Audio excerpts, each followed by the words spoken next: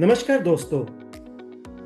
आज हम तवी टेल्स के एपिसोड 49 पे आ गए हैं और 50 से केवल एक कदम की दूरी पर। जब मैंने और डॉक्टर विकास ने ये सोचा था कि फरवरी का महीना था और हमने सोचा कि हम जम्मू के जो लोग हैं जिन्होंने जम्मू को एक गौरव प्रदान किया है उनको कवर करें। और जैसे हमेशा हम कहते हैं कि माँ वैष्णो और बावे वाली माता की कृपा से हम जल्द ही 50 की ओर पहुंचने वाले हैं। आज हमारे जो गेस्ट हैं उनके लिए ये तीन शब्द बहुत ज़्यादा महत्व रखते हैं, जो है आवाज़, आत्मा और आकाशवाणी, और इनकी गौरवशाली यात्रा। जब मैम से कभी फ़ोन पे भी बात होती है तो आपको इतनी अच्छी आवाज़ है मैम की, जो भगवान ने इनको दी है, जो श्रोता हमेशा सुनने को तैयार रहते हैं। और आज हमारे जो गेस्ट हैं उनका नाम है श्रीमती माधवी शर्मा जी। तवी टेल्स के इस विशेष एपिसोड में आज हमारे साथ वे जुड़ चुकी हैं। ये जम्मू की वह सशक्त, सौम्य और गरिमाई आवाज़ जिन्होंने दर्शकों तक रेडियो के माध्यम से न सिर्फ सूचनाएं दी बल्कि संवेदनाओं को भी स्वर भी दिया। 6 वर्ष की आयु में बाल कलाकार के रूप में आकाशवाणी जम्मू से अपनी यात्रा शुरू कर वरिष्ठ उद्घोषिका के रूप में सेवानिवृत्त हुई श्रीमती माधवी शर्मा जी, जिनकी आवाज़ ने राष्ट्रपति, प्रधानमंत्री, राज्यपाल, मुख्यमंत्री से लेकर शास्त्रीय संगीत के दिग्गजों तक अनेक ऐतिहासिक मंचों को गरिमा प्रदान की। डोगरी भाषा, संस्कृति और प्रसारण जगत में इनके योगदान आने वाली पीढ़ियों के लिए एक प्रेरणा है। आइए इनकी जीवन यात्रा, अनुभवों और रेडियो की दुनिया के अनसुने किस्से इन्हीं के शब्दों में सुनते हैं। Madhavi ma'am, we are really honoured कि आज आपने अपना कीमती समय तवी टेल्स को दिया, 49 एपिसोड को दिया। मैं और doctor Vikas, we are really honoured and we hardly welcome you to Tawi tales episode 49। Thank you so much Ajay ji, Vikas ji. आपने मुझे इस काबिल समझा कि मैं अपने जो एहसासात हैं और जो मेरे तजुर्बे हैं वो अपने श्रोताओं तक पहुंचाऊं आपके माध्यम से। आवाज की दुनिया के दोस्तों, आप सबको रेडियो सखी माधवी का प्यार भरा नमस्कार। माधवी जी, सबसे पहले आपके अपने प्लेटफॉर्म तवी टेल्स पे आपका स्वागत है। और आज हमारा प्लेटफॉर्म उस आवाज से सुशोभित हो रहा है जो आकाशवाणी से जनरली सुना, जो आवाज सुनी जाती है और हमारे कानों में मधुरता लाती है। आज हमारे दर्शक उस आवाज को सुन भी पाएंगे और देख भी पाएंगे। तो आपका बहुत बहुत स्वागत है। और मैं आपसे पूछना चाहता हूं कि रेडियो और माइक से आपका पहला परिचय कैसा, कब हुआ और कैसे हुआ? ऐसा है विकास जी कि मेरे पिताजी प्रोफेसर लेट राम स्वरूप गुप्ता जी और मेरी माता जी श्रीमती सरला जी, ये दोनों हमें एक्स्ट्रा करिकुलर एक्टिविटीज के लिए बहुत प्रेरित करते थे, बहुत प्रोत्साहित करते थे। मेरी शिक्षा की शुरुआत दीवान बद्रीनाथ से हुई और उस स्कूल में आप जानते हैं जो प्रधानाचार्य श्रीमती फूला गई थी, बहुत ही एक दूरदर्शी महिला थी वो। और वो देख लेती थी किस बच्चे को किस में इंटरेस्ट है और फिर उसकी जिंदगी संवर जाती थी। जब भी कोई वार्षिक महोत्सव आता था, हमारा एनुअल डे आता था, वो जरूर हमें लेती थी, डांस में हो, किसी स्किट में हो। 6 साल की उम्र में जब मैंने ज्वाइन किया तो मैं वहीं पर थी। मैं आपको बता दूं कि मैंने 6 तक दीवान बद्रीनाथ में शिक्षा प्राप्त की। उसके बाद मेरे पिताजी को गस्टेड ऑफिसर होने के नाते गांधीनगर में क्वार्टर मिल गया, गवर्नमेंट क्वार्टर। तो अपने दादके के मोहल्ले मस्तगढ़ से मैं निकलकर उनके इच्छा के अनुसार गांधीनगर पहुंच गई। तो गांधीनगर में जब मैं पहुंच गई तो मेरा छोटा भाई जो मुझसे 6 साल छोटा था वो भी दीवान बद्रीनाथ में था। तो उन दिनों में कोई बस नहीं होती थी, स्कूल बस वगैरह कुछ नहीं थी। तो क्या होता था कि जब छुट्टी होती थी, कभी उसने बैग अपना मेटाडोर में डाल देना और मेरे पास टेम्पू में आ जाना, कभी टेम्पू में डाल देना, मेरे साथ उसने सिटी बस में आ जाना। तो जब तक मैं गोल मार्केट तक पहुंचती थी तो मुझे वहां खड़े होकर पूछना पड़ता था मेरे भाई का बैग तो नहीं है। तो पिताजी मेरे कहने लगे मेरी बेटी तो बुरे हाल में फंसी है। There and then he decided कि अब मैं ये कंटिन्यू नहीं कर सकता। तो उन्होंने हम दोनों को अगले सेशन में कॉन्वेंट में शिफ्ट कर दिया। I am talking of 1974। हम वहाँ शिफ्ट हो गए और 75। तो मैं 7th क्लास जो मुझे रिपीट करनी पड़ी क्योंकि सेशन वैसा था। और मुझे याद आया कि जब वहां पे आप सर्टिफिकेट लेने गए, ट्रांसफर सर्टिफिकेट लेने गए मेरे फादर, प्रोफेसर रामस्वरूप गुप्ता। तो फूला गई अपने बच्चों को मैडम नहीं छोड़ती थी और उन पे गर्व महसूस करती थी और आपको गौरवान्वित महसूस करवाती थी। तो मैं भी साथ में थी। उन्होंने कहा आ गए हो लैन वास्ते, बेल बढ़ गई, उच्चे चढ़ गई, फल देन लगी, तो लैन आ गए हो तुसी। Then my father had to tell her कि मैं बहुत मजबूरी में लेने आया हूँ, क्योंकि मुझे पता है आपने मेरी बेटी को जो संस्कार दिए हैं वो कहीं और नहीं मिल सकते, और आप उसको इतनी अच्छी तरह शेप अप कर रहे हो। But then she understood our problem. तो कहती अच्छा जानी पई है ना तो एक गल ही याद रखी। उन्होंने अंग्रेज़ां ਨੂੰ ਪੁੱਛਿਓ कि बेलन ਦੀ अंग्रेजी की ਹੁੰਦੀ है। आई वाज शॉक हम्म, कि ये क्या सवाल हुआ। कहती अगर 10 दिन है तो मेरा नाम बदल दें आके। तो मैंने भी उसको गांठ बांध लिया। और जब मैं कॉन्वेंट में मेरी एडमिशन हो गई तो मैंने 2-3 दिन देखा, बड़ी जिसको देखो उल्टी सीधी अंग्रेजी मार के ना कोई हवाई फायर चल रहे हैं। Oh my father gifted solitaire to my mother, ये वो हमने ये बातें सुनी नहीं थी दीवान बद्रीनाथ में। So after 3 days listening to all this, मैंने एक दिन कहा, मैं क्या can you tell me any one of you what is the English version of बेलन। व्हाट नॉनसेंस, व्हाट इज बेलन। Mika, you've never had chapati in your meals? Oh, of course we had chapati. Mika, how is it made? With what is it made? So they had no answer to it. Nonsense, we don't know all this. Then I had to tell them it's a rolling pin. मैं आपको ये बताने का एक अभिप्राय ये भी है मेरा कि स्कूलिंग जहाँ से होती है उसका बहुत असर पड़ता है आपके व्यक्तित्व पर। और एक संपूर्ण उसको दिशा देने के लिए मैं सबसे पहले क्रेडिट अपने पेरेंट्स को और सेकंड क्रेडिट मैडम फूला घई को दूंगी, जो इतने प्यार से अपने बच्चे को सजाती संवारती थी और एक सही दिशा पे आगे ले जाती थी। तो आप कह रहे हो कि 6 साल की उम्र से बच्चों के प्रोग्राम से मैंने शुरू किया। हम मस्तगढ़ मोहल्ले में रहते थे और एक पुरानी वहां पे अनाउंसर थे, वरिष्ठ उद्घोषक आरपी साहनी। वो मेरे पिताजी के साथ बहुत अच्छी तरह परिचित थे। तो मेरे पिताजी ने कहा कि माधवी को बहुत शौक है जाने का रेडियो में, तो क्या ये सही है। उन्होंने कहा इसमें गलत क्या है रामस्वरूप, भेजो तो सही। तो हम उन्हीं के साथ जाना शुरू हो गए बच्चों के प्रोग्राम में। उस समय बेगम की हवेली नाम की बिल्डिंग थी, अगर आपको याद होगा। आकाशवाणी में जो पुरानी बिल्डिंग थी उसे बेगम की हवेली कहा जाता था। उसमें जो स्टूडियोज थे, कभी रिकॉर्डिंग नहीं होती थी, लाइव प्रोग्राम्स होते थे। एक बरगद का पेड़ था, उसके नीचे बच्चों को इकट्ठा किया जाता था, एकत्रित किया जाता था। और जो बच्चे रिटर्न जो उनको स्लिप मिलती थी बिना फंबल के उसको पढ़ देते थे रिहर्सल में, उन्हीं को लाइव माइक्रोफोन में जाने का अवसर प्राप्त होता था। तो लकीली मैं और मेरे भाई गए हुए थे, लेकिन मुझे वो अवसर मिल गया। और जब मैंने वो कविता लाइव माइक्रोफोन में बाल जगत कार्यक्रम में बोली तो आप बड़े हैरान होंगे, मैं इतनी खुश थी क्योंकि बाहर आके हमें कैश मिला 15 रुपए। आप मान सकते हो उस जमाने में 15 रुपए की क्या कीमत थी। और मैं अपने बड़े भाई पर धौंस जमाने के लिए बिल्कुल तैयार थी, क्योंकि मुझे 15 रुपए मिल गए थे। और रावलपिंडी की दुकान के सामने एक बुजुर्ग बैठा करते थे और वो 1 रुपए की वो मिल्क पाउडर की पुड़िया देते थे। तो मैंने धौंस जमाने के लिए 15 रुपए की 15 ही पूड़ियाँ ले ली पहली बार में और चली गई घर। घर गई तो मैं, पापा कहें क्या बात है आज किसी के पाँव जमीन पर नहीं पड़ रहे हैं। मैं कहा पापा बात ही कुछ ऐसी है, सही कहते थे आप, अपनी कमाई अपनी होती है। कहते अच्छा, बाप बेचारा बूढ़ा हो गया कमाई कर करके, ये 15 रुपए नहीं बच रहे किसी को। मैं कहा पापा ये तो नहीं है कि 15 और 1500 में कोई फर्क है तो मेरी कमाई ना। कहते हाँ। मैं कहा लेकिन it is all because of you, आपने जो मुझे मेरी भाषा पे इतनी मेहनत की है, मेरी प्रिंसिपल मैम ने की है, मेरी टीचर्स ने की है। Any way that was the start of the game. और ऐसे आहिस्ता आहिस्ता एक जो आर्थिक संपन्नता आ गई, उससे तुम्हें एक अपना ना कॉन्फिडेंस बहुत अच्छा बन गया।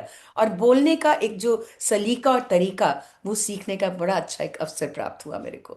क्योंकि रेडियो आकाशवाणी वो संस्था है जो आपकी भाषा को सजाती है, संवारती है, उसे कहाँ कहाँ पॉजेस देने हैं, पंक्चुएशंस देते हैं, वो तमीज आपको सिखाती है।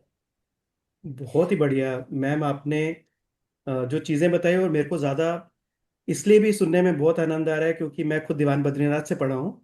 और हमारे टाइम तो मैम नहीं थे, हमारे टाइम नंदा सर जो थे वो हाँ, प्रिंसिपल बन चुके थे। बट जो आपने चीज़ें बताई हैं, जो एक बेस बनानी रहती है, मैं अभी भी ये मानता हूँ दीवान बद्रीनाथ स्कूल से बेहतर बेस कोई नहीं बना सकता। बिल्कुल क्योंकि सही। वहाँ पे टीचर्स अभी भी, मैम अगर आप जाएंगे, बिकॉज मैं अभी भी कनेक्टेड हूँ स्कूल के साथ, तो अभी सभी तीनों स्कूल, 3 स्कूल बन चुके हैं। तीनों प्रिंसिपल्स उतनी ही मेहनत करती हैं जितने हमारे समय में मेहनत होती थी। तो आज भी बहुत अच्छा लगा सुनने में, और मैं अभी भी प्राउड महसूस करता हूँ कि मैं दीवान बद्रीनाथ से पढ़ा हूँ ma'am. Same here, same here. Ma'am, मात्र 6 वर्ष की आयु में आप आकाशवाणी से जुड़े, जैसे आपने बताया। अ, ये एक शौक था, या आगे आने वाले किस्मत का संकेत? आप दोनों में से क्या ज्यादा भारी मानती हैं? शुरुआत तो शौक से थी, क्योंकि अपने प्रोग्राम्स में जो दीवान बद्रीनाथ में होते थे उसमें बढ़ चढ़कर हिस्सा लेने की एक आदत सी पड़ गई थी। क्योंकि एक तो प्रिंसिपल मैम बहुत प्यार करती थी, मेरे पिताजी और मेरी माताजी भी बहुत प्रोत्साहित करती थी। और जब भी मैंने कोई आइटम पेश करके वापस आना तो मेरे ताया जी ने कहना कि पहले मुझे नहीं, पहले करिए, 10 तो करिए के आए नहीं होते, तो वो करने के बाद तुम्हें फिर इनाम मिलता था। तो ये प्रोत्साहन पे प्रोत्साहन मिलता रहा। और आपने बिल्कुल सही कहा कि संकेत ये था कि भाषा की जो शुद्धता है वो मैडम फूला घई भी बहुत अच्छी तरह जानती थी। वो कहती थी किसी भी भाषा में खिचड़ी नहीं होनी चाहिए। उसकी वास्तविकता, उसका जो ओरिजिनल जो रूप है, स्वरूप है, और जो उसकी शुद्धता है, वो मेन आपका वो होना चाहिए क्राइटेरिया। तो वहां से जो शुरुआत हुई थी, और आगे कॉन्वेंट में भाषा, क्योंकि जब तक मैं पहुंची मेरा बेस बन चुका था, 7th में मैंने ज्वाइन किया कॉन्वेंट। वो मजबूरी में 7th 8th 9th 10th मैंने कॉन्वेंट में किया। लेकिन वहाँ की भी कुछ अच्छी बातें मैंने ज़रूर सीखी। लेकिन मेरा सफ़र शुरू हो चुका था, और गाहे बगाहे जब मैं रेडियो में जाती थी तो आर्थिक संपन्नता जो थी वो रफ्तार पकड़ रही थी। 10th के बाद जब मैं 11th में पहुंची, तो कॉलेज में पहुंची, तो ऑडिशंस का पता चला कि मेरी पसंद और वेस्टर्न म्यूजिक की ऑडिशंस हो रही हैं। तो हम भी वहां पहुंच के वेस्टर्न म्यूजिक में भी उत्तीर्ण हो गए, और मेरी पसंद में भी। कॉन्वेंट का धब्बा था, ये मैं नहीं कहती कि कॉन्वेंट के बैच के कारण मुझे इंग्लिश की ज़्यादा वो थी, मैं उसमें प्रवीण थी। क्योंकि इंग्लिश के टेंसेज जिसने दीवान बद्रीनाथ से श्रीमती फूला घई के अधीन सीखे हैं, वो जिंदगी भर गलती नहीं कर सकता। तो वो इंग्लिश पे भी थोड़ा सा था, और मेरे पिताजी काफ़ी उस पे जोर देते थे। और मेरी मदर जो थी वो किश्तवाड़ की रॉयल मेहता फैमिली की थी। और उनको 10th में भी उनको इतनी अच्छी अंग्रेजी वो बोलती थी, 10th पास थी उस जमाने में। तो उनको तो नौकरी भी मिल गई थी, पर पिताजी ने करने नहीं दी जैसे होता था उस जमाने में। तो मुझे जब पहली बार कॉन्ट्रैक्ट मिला वेस्टर्न म्यूजिक का, आई कुडंट बिलीव, क्योंकि उसमें तो रिकॉर्डिंग भी करते थे तब। रिकॉर्डिंग जब मुझे रिकॉर्डेड सुनाया तो मैंने कहा ये मैंने दिया programme. I was very happy. एक बच्चे को जब इस तरह का कोई प्रोत्साहन मिले, इस तरह की इनकरेज मिले, then sky is the limit. तो सफर चलता गया, मेरी पसंद होता रहा, western music, music of my choice होता रहा। गीतों भरी कहानी, उसमें अपनी आवाज़ देना शुरू कर दी। और टॉक्स और वो तो पीछे रह गए, क्योंकि वार्ताएं वगैरह भी हम देते रहते थे। फीचर्स में अपनी आवाज़ देना शुरू हो गए।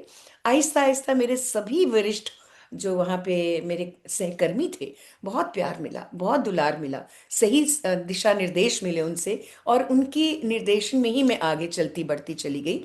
और कभी भी मुझे कभी भी कोई संशय, कोई शक शुबा होता, तो मैं अपने सीनियर से, अपने वरिष्ठ अधिकारियों से कभी भी पूछने में हिचकिचाहट महसूस नहीं करती थी। शायद यही वो बात थी जिसने मुझे हमेशा आगे लिया, और मैं उनकी, आप कह सकते हैं, एक फेवरेट बनती चली गई। और मैंने कुछ कभी भी अपने दिमाग में ये नहीं लगाया कि मैं रेडियो में काम करती हूँ। हाँ, मैं एक मीडियम बनी हूँ अपनी आवाज़ लोगों तक पहुँचाने के लिए, और मैं उसका, हमेशा मैंने उसका सदुपयोग ही किया।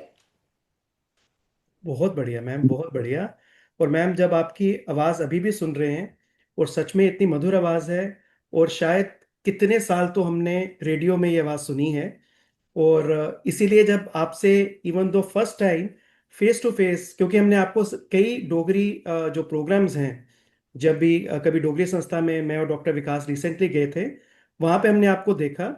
और लेकिन ये था कि हमें ये तो पता था कि आप एक आकाशवाणी से जुड़ी हैं, और आप डोगरी के लिए भी काफ़ी कार्य आपने किए हैं। लेकिन आपसे कब मिलना हो पाएगा? और आज मैं फिर से वही एक चीज़ रिपीट करना चाहता हूँ, मैं और doctor Vikas, we both are honoured ma'am कि आपने समय निकाला। क्योंकि आपकी जर्नी बहुत ही डोगरी के साथ साथ वेस्टर्न, सब चीज़ों का एमलगमेशन है, जो हम सब के लिए, तवी टेल्स के लिए और हम दोनों के लिए एक प्राउड मोमेंट है to speak with you and cover you ma'am. Doctor Vikas. Madhavi ma'am, आपने जैसे अपनी यात्रा शेयर की, जो बाल कलाकार से स्टार्ट हुई और ये यात्रा वरिष्ठ उद्घोषिका तक चली। मैम, इस पूरे सफर में, पूरी यात्रा में सबसे कठिन पड़ाव कौन सा रहा? कठिन पड़ाव, ठीक कहते हैं आप, जब हमने जम्मू से गांधीनगर शिफ्ट किया। तो गांधीनगर गवर्नमेंट क्वार्टर्स में हम रहने लगे। और समय थोड़ा कम निकलता था, लेकिन फिर भी कहते ना, जहाँ चाह हो वहाँ राह मिल ही जाती है। मैंने अपने सारे काम खत्म कर लेने, और क्योंकि लाइव प्रोग्राम्स होते थे, और बाल कलाकार के रूप में, जो ड्रामा आर्टिस्ट थी, बाल कलाकार के रूप में भी मैंने क्लियर किया। और उसमें मुझे छोटे मोटे रोल भी मिलते थे। तो मुझे याद आती है एक बात, कि मैं जब बाल कलाकार के रूप में जाती थी, तो पहली बार मुझे नाटक में 250 रुपया मिला। 250 रुपया मिला तो मुझे समझ नहीं आए, मेरी कमाई है, क्या करूं। मेटाडोर से मैं गांधीनगर जा रही थी, तो रास्ते में लेडीज पार्क में कोई एग्जीबिशन लगी हुई थी। मेरी फ्रेंड की मदर ने मुझे कहा था, मैंने उनकी बात उड़ती उड़ती सुनी थी, वहां बहुत अच्छे खड़ी के दुपट्टे मिल रहे हैं। मैं भी उतर गई मेटाडोर से। तो मैंने देखा, तो मैंने एक दुपट्टे का चयन किया, घर लेकर आ गई। पापा कहने लगे, बेटा ये क्या तरीका हुआ, वहां से पैसे लिए और कहीं उतर के तुम उसको खर्च की भी आ गई। जिंदगी में जब तक आप उसको जोड़ना नहीं सीखोगे, सेव करना नहीं सीखोगे, आगे कैसे बढ़ोगे। मैंने कहा, पापा ये बहुत अच्छा लगा मुझे, आगे से मैं ऐसा नहीं करूंगी। लेकिन अब मैं क्योंकि दुपट्टा ले आई हूँ, तो आज सूट तो आपको सिलवा के देना पड़ेगा। तो इसे तुम रेडियो में जाते जाते समझदार तो हो रही हो, लेकिन चालाक भी हो रही हो। मैं कहा, इसको चालाकी नहीं कहते पापा, आधा काम मैंने कर दिया, आधा आप कर दीजिए। तो कहते, ये तो वही हाल हुआ कि मैंने पजामा सिलवा लिया, नाड़ा आप दे दो मुझे। मुझे उनकी बात याद आती है। तो ऐसे ऐसे जब मैं आगे चलती गई, तो कैजुअल अनाउंसर बन गई। एक दिन देखा तो कैजुअल अनाउंसर की वो निकली हुई थी नोटिफिकेशन, तो मैंने उसमें अप्लाई कर दिया। मेरे को अपने वरिष्ठ साथियों से, सहकर्मियों से बहुत प्यार, और बहुत ही मुझे उनसे गाइडेंस मिली। उनमें सी परवाना जी हैं, प्रद्युमन सिंह जी हैं, देन अपने महमूद अहमद। आपने फीचर प्रोग्राम दरीचे जरूर सुना होगा, आकाशवाणी से। उसमें मैं 23 साल तक मैंने उसमें काम किया एज रमा बेटी। उसमें मुझे गाने भी गवा देते थे। मैंने कहा, यार मुझे गाना नहीं आता है। तो जे एस परदेसी जी ने कहना, ना ना कुड़िए, सब कुछ चल रहा है, तू गा गा, परवाह ना कर तू। गाने भी गा लेते थे। 23 साल तक हमारा वो चला, और बहुत पॉपुलर था वो। तो जब मैं कैजुअल अनाउंसर बन गई, तो तब मेरे फादर ने मुझे, जब मेरी बीए हो गई और मैं एक्स्ट्रा करिकुलर एक्टिविटीज के कारण, मुझे डिस्प्ले योर टैलेंट में बेस्ट एक्ट्रेस का अवार्ड भी मिला था। तो मैं एमए इंग्लिश में मुझे उसी बेसिस पे मिल गई सीट, क्योंकि मैं इंग्लिश लिटरेचर की स्टूडेंट नहीं थी। मैंने बीएससी होम साइंस की, वो भी पापा के कहने पे, वो लिखा है आगे, साइंस के आगे होम। पहले तो बच्चे माँ बाप की ही मानते थे, पर आजकल माँ बाप बच्चों की मानते हैं, इट्स अदर वे राउंड। तो हो गया शुरू होम साइंस। होम साइंस के बाद जब मैंने एमए शुरू कर दी, तो पापा ने कहीं मेरे से एक बार वो करवाया था, कोई एंट्रेंस टेस्ट दिलवाया था। मैं किसी शादी में गई, तो पीछे आके खड़े हो कहते, बहुत बहुत मुबारक हो माधवी जी। मैं कहा, किस बात की पापा। कहते, बेटा आपने तो सीट क्रैक कर ली है। मैं, जी कहाँ पे। बीएड में। मैं कहा, मुझे नहीं करनी है बीएड पापा, I don't want to be a teacher. कहते, नहीं करना, बीएड करने में इट्स प्रोफेशनल डिग्री, हाथ में ले लो। और पहले के पापा लोग कहाँ मानते थे। My father professor Ramswaroop Gupta, he was first plant pathologist इन जम्मू।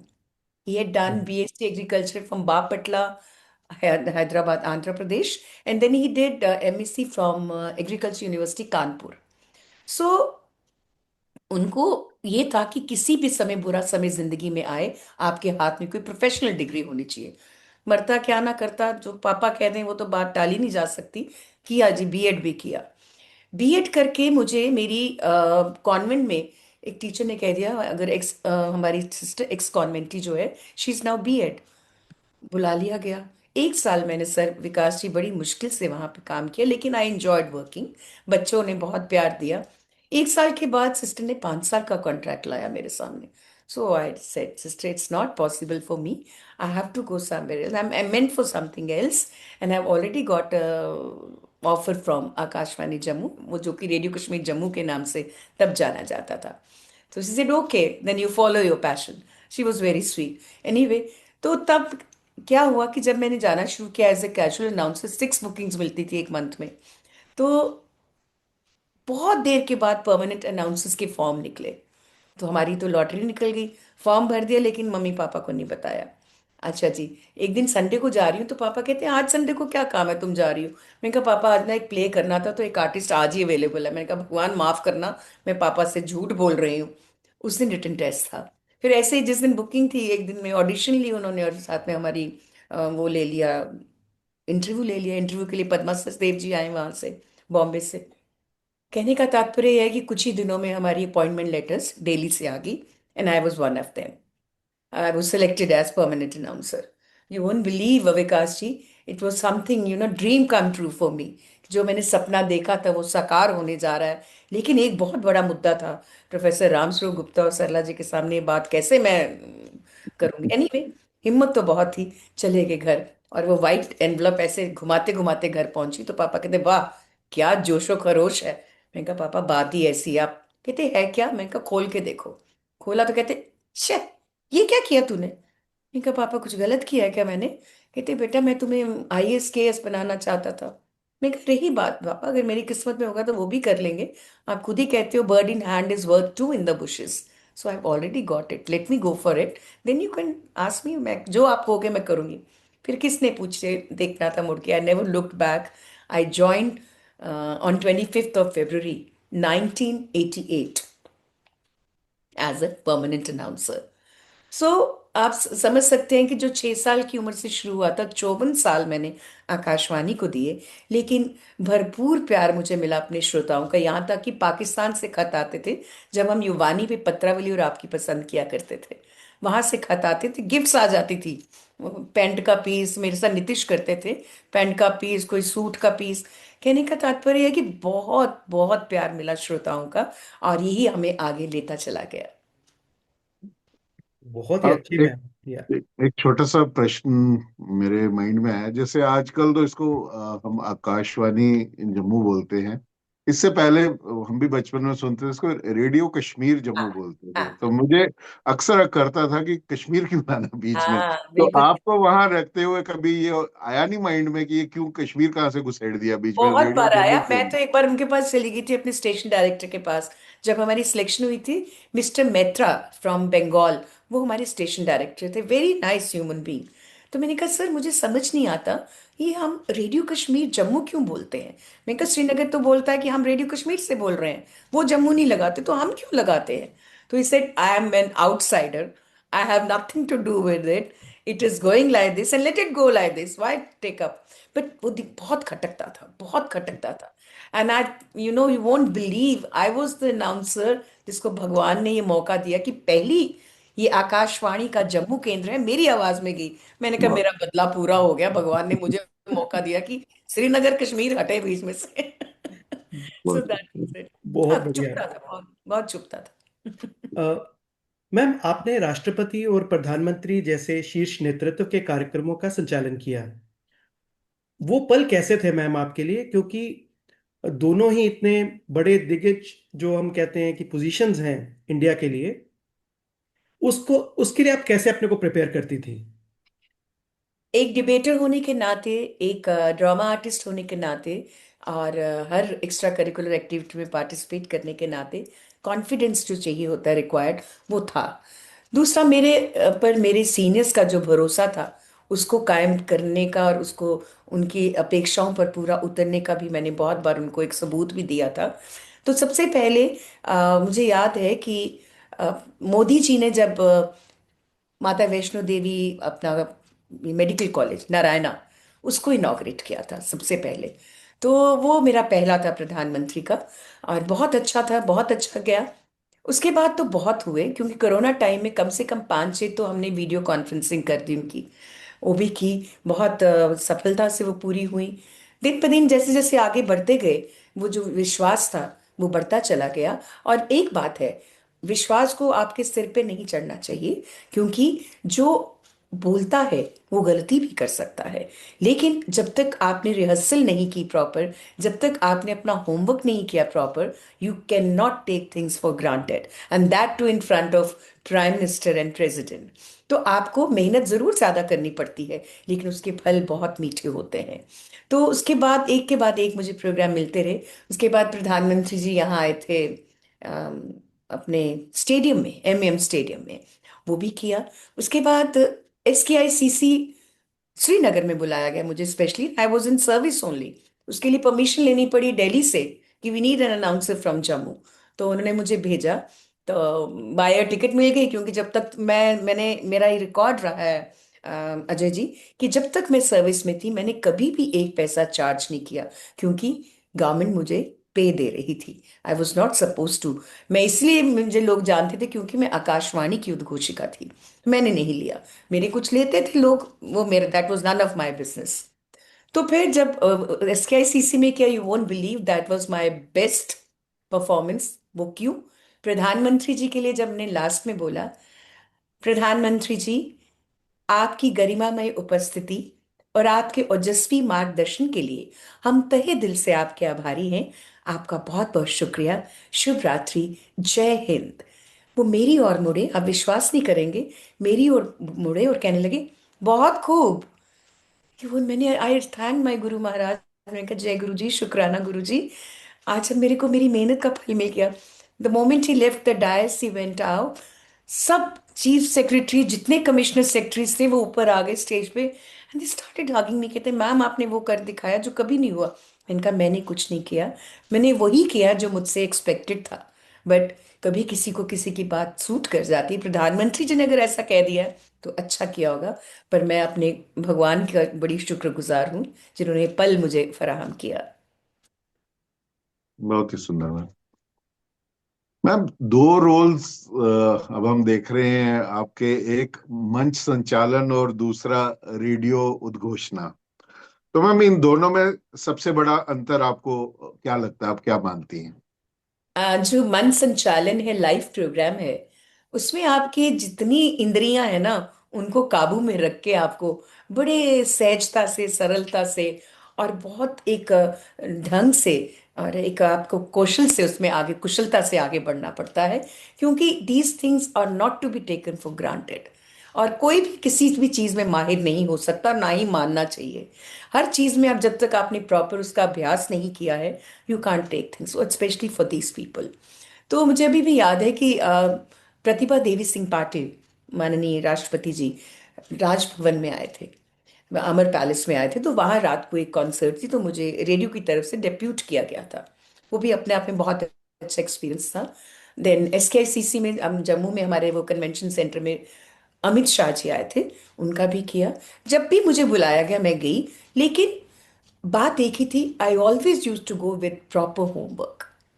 क्योंकि मैं आज के बच्चों को देखती हूँ कि वो बहुत जल्दी मान लेते हैं कि हमने सब किला फतह कर लिया, पर ऐसे नहीं होता।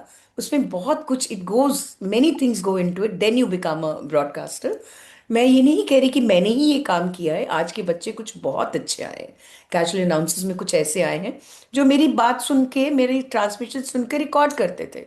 रिकॉर्ड करने के बाद उसको एक एक बार नहीं, कितनी बार सुनते थे। बारीकियां, उच्चारण, और कहाँ कहाँ पॉसेस देने हैं, कहाँ अपनी आवाज को ऊंचा करना है, कहाँ नीचे करना है, वो सब समझते थे। लेकिन कुछ लोग उसको आ गए, हम तो सिलेक्ट हो गए, परवाह नहीं हमको, किसी की सुननी नहीं। आज का बच्चा जो है, वो मेहनत नहीं कर रहा है। जो करते हैं वो अपना नाम बना लेते हैं, एक जगह बना लेते हैं। जो नहीं करते हैं, उनकी आवाज और उनकी मिस प्रोनाउंसिएशन कानों को चीर देती है। तो आकाशवाणी एक ऐसा इदारा है जिसमें बिना मेहनत के लाइव माइक्रोफोन पे जाना एक गुनाह है, और वो सजा आपको आपके सुनने वाले देते हैं। राइट। नहीं, बिल्कुल ठीक कहा मैम आपने। लेकिन मैम एक जब हम अगले प्रश्न की तरफ जाते हैं, ये जो जिस तरीके से आप बोलती हैं, जो वॉइस मॉड्यूलेशन है, इसके लिए कोई ट्रेनिंग रहती है या इट्स इनबॉर्न?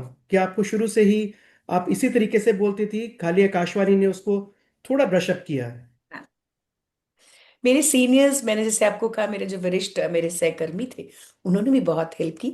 और एक बात, एक जो टैग लाइन है और एक जो मेन लाइन है, आई थिंक जो भी इस लाइन में जाना चाहते हैं उनको जरूर ये माननी चाहिए, only a good listener can be a good broadcaster. हमारे माता पिता इतने स्ट्रिक्ट थे कि जब भी हमने कोई, मुझे अभी भी याद है कि सुबह हमें हिंदी और इंग्लिश की न्यूज सुनने को कहा जाता था। ये आकाशवाणी है, अब आप देवकी नंदन पांडे से समाचार सुनिए। वो सुनने के बाद उनका एक एक शब्द सुनने में लगता था कि कहाँ आपको इसका जो आपने प्रोनाउंस करना है, जो इसका उच्चारण है, किस तरह से अण निकलना है, किस तरह से न निकलना है। वो, हम डोगरे जरूर हैं, लेकिन हम डंगर नहीं हैं। हमें भाषा का ज्ञान है। लेकिन कुछ लोग बिना मेहनत के जब जाते हैं, तब टीस उठती है, गलत है। भाषा के साथ मजाक नहीं, खिलवाड़ नहीं किया जा सकता। भाषा की संप्रभुता, भाषा की जो खासियत है, भाषा का जो एक असली रूप है, उसको आप अगर प्रॉपरली अपने श्रोताओं तक पहुंचाते हैं तो आप सीधे श्रोताओं के दिल में जगह बनाते हैं। अगर उसमें कुछ आपने उसका उच्चारण सही नहीं किया है, या आपने सही जगह पे पॉज नहीं दिया है, तो आप आए गए हो गए, आप उन एक इम्पैक्ट नहीं बना पाते हो। तो जब पीछे मैं अपने रिटायर होने से पहले, मैंने जब अनाउंसर्स का, कैजुअल अनाउंसर्स का बैच आया, तो I was asked to give them training. तो मैंने अपने आप को बड़ा गौरवान्वित महसूस किया कि आने वाली जनरेशन जो है उसके लिए मुझे ये काम सौंपा गया है। लेकिन मुझे अफसोस भी हुआ, कुछ एक दो बच्चों को छोड़कर बच्चों ने फॉर ग्रांटेड लिया लाइव माइक्रोफोन। और उससे होता क्या है कि बाद में खुद को भी फील होता है, लेकिन कुछ बच्चे जो निकले हैं उनके लिए मैं हमेशा, I always tell them, I am always a call away. अगर आपको कुछ गलत करना है, उससे पहले मुझसे पूछ लीजिए आप, क्योंकि गलत अगर माइक पे चला गया तो वो वापस नहीं आएगा। लेकिन अगर आप मुझसे पूछ लेंगे, आप उसको दुरुस्त कर सकती हैं, करेक्ट कर सकती हैं। आई am always with you, I am only a call away. अभी भी कुछ बच्चे फोन कर करके पूछते हैं। एक प्रोग्राम मैंने आपको बताया था कि फोन इन तुंदी फरमाइश, जब से फोन इन प्रोग्राम चला है आकाशवाणी पे, आकाशवाणी को चार चांद लग गए हैं। गांव से कहाँ कहाँ से लोग हमें फोन करते हैं। ये प्रोग्राम शुक्रवार 12 को ला लेइए, 1 बजे तक चल रहा। 1 घंटे का प्रोग्राम। और कहाँ कहाँ से लोग फोन करते थे। होता क्या है, उस हमने उनको लिस्ट देनी होती कि आज साढ़े को ए गीत न, तो इंदे गीतें चा किश चूज कर लाओ। पर उन्हें जैसे अगर नराते चला था, पेंटा दो त्रै जरूर लैनिया। अगर स्वाधीनता दिवस आने वाला है, हमने देश प्यार के गीत जरूर लेने। पति वो हम समझ लें कि क्या चल रहा है, और उस परिस्थिति के अनुसार हमारी जो लिस्ट है उस पर निर्भर करती है। आप मानेंगे नहीं, लोग अपने 1 घंटे के लिए अपना काम काज छोड़ के फोन मिलाने पे लगे रहते थे। और इतनी बिजी फोन आते थे, इतनी कॉल्स आती थी। It was one of the most popular programmes. और पहले पत्रावली और आपकी पसंद, आपका पत्र फरमाइश होता था, रीटा यूसुफ मैम करती थी। और बहुत अच्छी तरह जाता था वो, मैं सुनती थी। मैं तो तामिल निशात सुन के रात को सोती थी, जो ऑल इंडिया रेडियो का आता था। उससे उर्दू का तलफ्फुज तुम्हें समझ आता है। गाम गीम, कहाँ तुमने र कहना है, कहाँ तुमने ग कहना है, ज कहना है, ज कहना है। और डोगरे तो वैसे ही बदनाम है, ज य इनको आता ही नहीं है। तो वो मैंने एक बीड़ा उठाया था कि मैं किसी को ये नहीं कहने दूंगी डोगरे हैं ये और इनको आता नहीं है। इनफैक्ट मेरे पास जो भी डोगरा आता था, मैं कहती प्रा इसके ऊपर जरूर जोर देना, ये ना हमारी मातृभाषा का इसमें दखलंदाजी हो जाए। बिल्कुल। बहुत बढ़िया मैम, बहुत बढ़िया। और जैसे आपने बताया कि रूरल एरिया से काफी ज्यादा हाँ। पत्र आते थे, लोग करते थे, क्योंकि आज भी 70% हिंदुस्तान जो है वो ग्राम गांव गांव में ही बसता है। और उन लोगों के पास सोर्स ऑफ एंटरटेनमेंट रेडियो है। और आपने उसको बहुत अच्छे से उसका संचालन किया। मैम, अब हिंदी और इंग्लिश दोनों में आपकी बहुत अच्छी कमांड रही। वेस्टर्न म्यूजिक का आपने काफी अच्छे तरीके से संचालन किया। डोगरी भाषा के प्रचार प्रसार में एक उद्घोषक की भूमिका को आप कैसे देखती हैं? डोगरी भाषा के प्रचार प्रसार में एक उद्घोषिका की, उद्घोषक की भूमिका बहुत ज्यादा है। क्योंकि अब हमारा जो केंद्र है वो डोगरी केंद्र के रूप में पहचाना जाता है, क्योंकि डोगरी हमारी मेन भाषा है। अगर आप हमारी फर्स्ट ट्रांसमिशन सुनेंगे तो आपको लगेगा कि 35 to 40% डोगरी प्रोग्राम्स होते हैं। डोगरी संगीत है जो कि 2-3 बार बज जाता है। देन कोई डोगरी टॉक आ जाती है। और उसके बाद नमी चेतना, सुबह हमारा उत्तम खेती आ जाता है जो डोगरी में होता है। कहने का मतलब ये है कि सरकार की तरफ से भी और दिल्ली की तरफ से भी, जो हमारा मुख्यालय है वहां पे, वहां से भी यही होता है कि अपनी मातृभाषा को आपको इतना परसेंट देना ही देना है। और मैं तो कहती हूँ, जो अपनी मातृभाषा का सगा नहीं, वो किसी का सगा नहीं हो सकता, क्योंकि जो अपनी माँ का सगा नहीं, वो किसी और का सगा नहीं।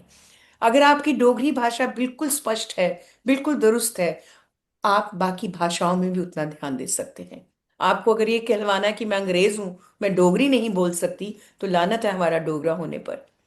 आप समझ सकते हैं ना। अब पंजाबियों को देखो, कनाडा जाके क्या दुनिया बसाई है उन्होंने, कहा नहीं जहां जाते हैं वहां पंजाब बस जाता है।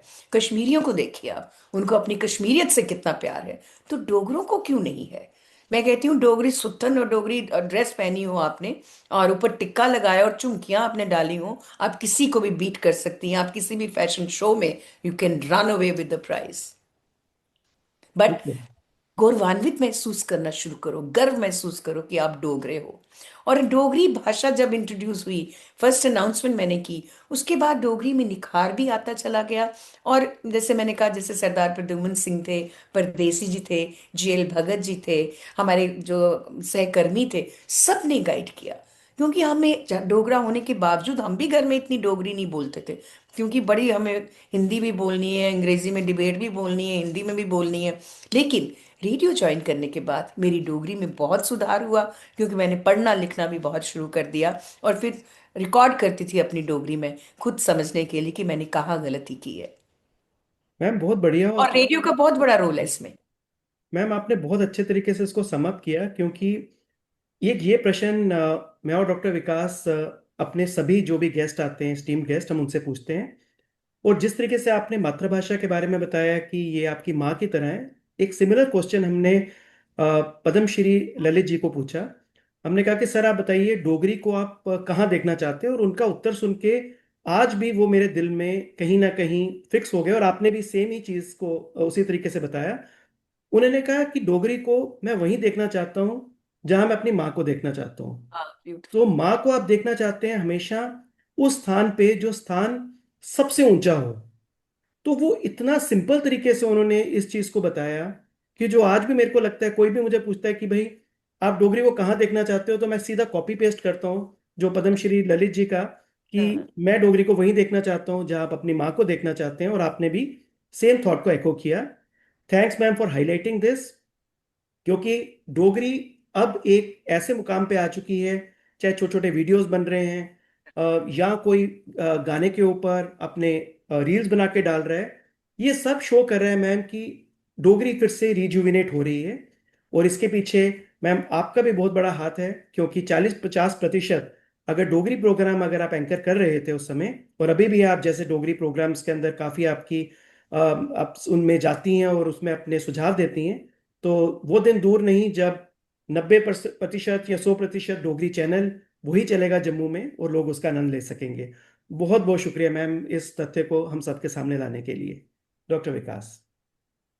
माधवी मैम, आपने काफी लाइव कार्यक्रम भी कंडक्ट किए होंगे। कोई ऐसा लाइव कार्यक्रम जिसको याद करके आज भी आपका दिल भर आता हो, वो शेयर करें हमारे दर्शकों के साथ। लाइव प्रोग्राम्स तो बहुत किए हैं मैंने। और जैसे मैंने आपको कहा कि हम एक करते थे live phone in programme, Dogri में भी और हिंदी में भी।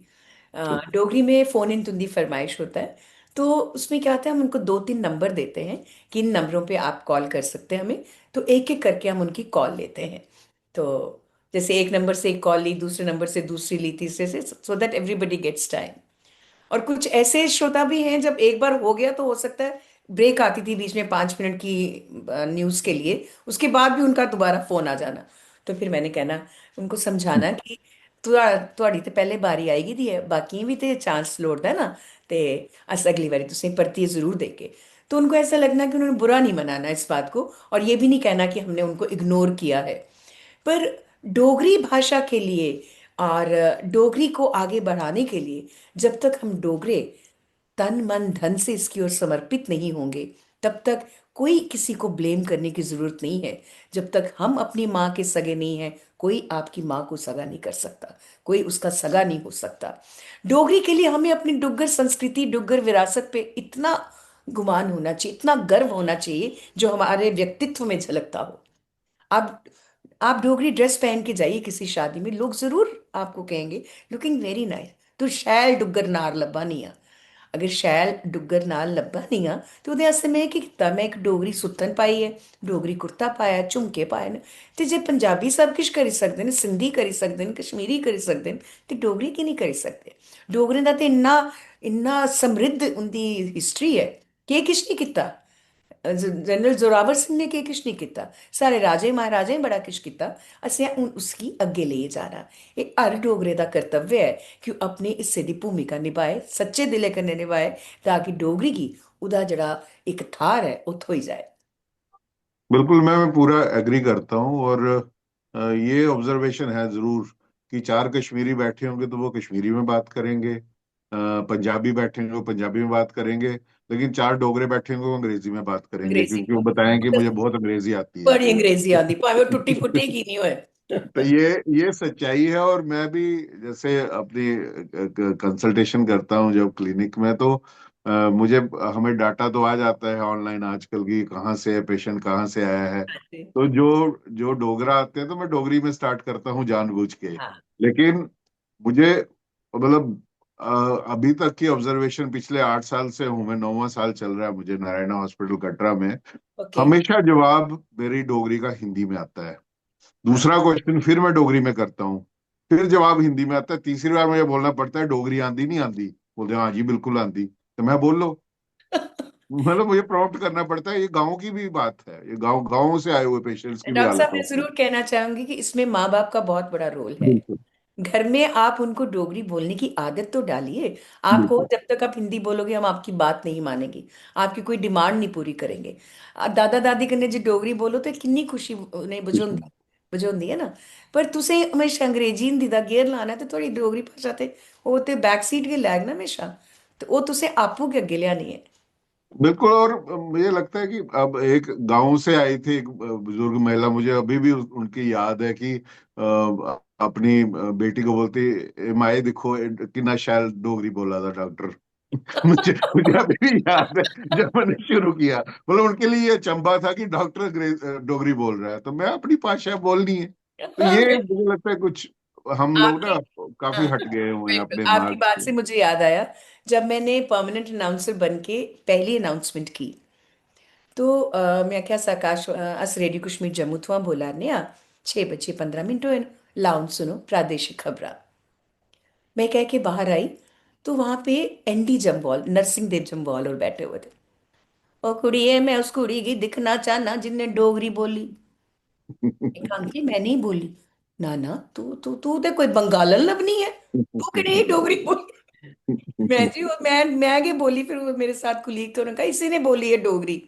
तो कहने का मतलब है कि डोगरी भाषा जो है, जब तक माँ बाप ये नहीं चाहेंगे कि उनके बच्चे डोगरी में बात करें, दादा दादी तो चाहते ही हैं बेचारे कि डोगरी में बात करें, तब तक डोगरी को वो नहीं मिल सकता जिसकी हम अपेक्षा करते हैं। वो एक स्थान नहीं मिल सकता, वो उरूज पे नहीं पहुंच सकती।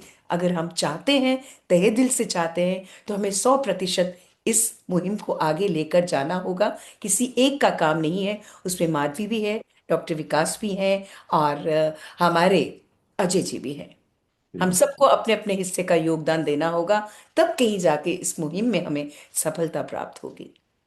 बिल्कुल बिल्कुल मैम। और आपको ये जान के बहुत ही प्राउड फील होगा कि रिसेंटली दीवान बद्रीनाथ स्कूल का एनुअल डे था। और फॉर्चुनेटली मैं स्कूल से अभी भी जुड़ा हूँ, तो as a guest of honour मैं वहाँ पे था। ओके। पूरा प्रोग्राम जो था वो डोगरी थीम पे था। वाह। बच्चों ने खाली डोगरी ही ड्रेसेस पहनी थी, देशभक्ति थी, डोगरी थी, और लैंग्वेज उसके अंदर डोगरी और हिंदी का ही खाली यूज था। ओके। मैंने उसके बाद ये फेसबुक में भी डाला, और जो प्रिंसिपल हैं उनको बहुत शुभकामनाएं दी, क्योंकि बच्चे बहुत अच्छा महसूस कर रहे थे कि जब वो डोगरी में जनरल जोरावर सिंह जी के बारे में कोई गाना गा रहे थे, या हाँ। महाराजा हरि सिंह जी के बारे में बोल रहे थे, तो उस समय जो उनके मुंह के ऊपर जो शाइन थी, वो प्राइड की शाइन थी, और वो उसको देख के ये लगने लग गया कि फ्यूचर बहुत ब्राइट है डोगरी का। तो मैंने कहा ये भी एक ऐड कर दूं। और दीवान बिल्कुल। नाथ ने ही इसकी, स्कूल ने ही इसकी पहल की है, जो हाँ। सराहनीय है। अब जब आप जाओगे दीवान दीनाथ, हमें भी उनको कहना कि हमें भी भेजें निमंत्रण। श्योर श्योर जी जी। क्योंकि अभी मैं एक शादी में, डॉक्टर राकेश बहल, आप जानते हैं, डॉक्टर राकेश बहल हैं, नहीं मैम। हमारे बैच के थे। मैंने उसका इंटरव्यू लिया, तो वो बाहर आया तो कहता तू माधवी है। मैं क्या, हाँ मैं माधवी हूँ। ये तुम ही नहीं पहचाने? मैं नहीं। ये मेरे राकेश, मैं डॉक्टर राकेश बहल। कहते हाँ। अब वो बेटी की शादी पे बुलाने आया था मुझे, वहां गए तो वहां सारे चुट मिले मुझे। तो एक कहने लगा, कहता मैम, आपने पंडित शिव कुमार शर्मा, उस्ताद अमजद अली खान जैसे महान कलाकारों को होस्ट किया। उनको होस्ट तो किया, लेकिन मैम उनसे आपको कुछ सीख भी मिली। बिल्कुल मिली। इसके अलावा मैंने सुरेश वाडेकर को किया, देन बहुत से लोग थे, उनको किया। सीख ये मिली कि कोई भी एक रात में या कुछ दिनों में कलाकार नहीं बनता। मैंने उनको रियाज करते देखा, बारीकियों से उनको अपने आप को परिचित होते देखा। वो एक एक, जब तक अपने एक एक पॉइंट पे क्लियर नहीं है, अपना सुर ताल, अपना तबला बाजा वाजा सब तक सेट नहीं है, तब तक वो अपना जो आइटम है वो शुरू नहीं करते हैं। कहने का मतलब है, कोई भी काम करो जिंदगी में, लेकिन उसे शॉर्टकट से नहीं करो, उसे डिटेल वे में करो, सही रास्ते से करो। उनसे मैंने ये सीखा कि आपको कभी भी किसी कला को फॉर ग्रांटेड नहीं लेना है। You can not take things for granted. आप अगर आकाशवाणी में भी काम करते हैं, आपको रिसाले पढ़ने हैं, आपको अखबार पढ़नी है, न्यूज़पेपर पढ़ने हैं, आपको करंट अफेयर्स के साथ परिचित होना है, आपको कहीं पे भी कुछ बोलने का मौका मिल सकता है और आपको कहा जा सकता है। तो ऐसा नहीं हो सकता कि आप करो कि नहीं जी, I am not not done with it, I am not brushed my self. So कहने का मतलब ये है कि मेहनत के बिना कुछ भी नहीं है, मेहनत के साथ ही सब कुछ मिलता है। और आपने बिल्कुल सही कहा, कोई भी प्रोग्राम हो, कोई भी मंच हो, चाहे प्रधानमंत्री जी का हो, राष्ट्रपति जी का हो, किसी का हो, या किसी कलाकार का हो, उसी हिसाब से आपको करना पड़ता है। आपने याद दिलाया मुझे 26 जनवरी के गणतंत्र दिवस की जो हम प्रोग्राम्स करते हैं, उसमें हमारे जो कल्चरल एकेडमी की तरफ से इरशाद कामिल आए हुए थे। इरशाद कामिल आए हुए थे और साथ में एक और थे। इरशाद कामिल बहुत छाए हुए थे उन दिनों में, उनके गीत बहुत छाए हुए थे। मुझे 2 दिन के लिए होस्ट करने के लिए कल्चरल एकेडमी ने बुलाया था। तो मैंने जब किया, तो उन्होंने कहा, मैम आप बॉम्बे से आई हैं? मैं, नहीं जी, मैं जम्मू की हूँ, जम्मू से ही आई हूँ। आपकी आपकी मैम जो भाषा है ना, वो जम्मू की नहीं दिखती है। मैं, क्यों, आपको लगता है जम्मू में लोग अच्छा नहीं बोलते हैं? कहते नहीं, मैं 2 दिन से यहाँ हूँ, लेकिन भाषा में इतना वो सफाई नहीं मिली मुझे।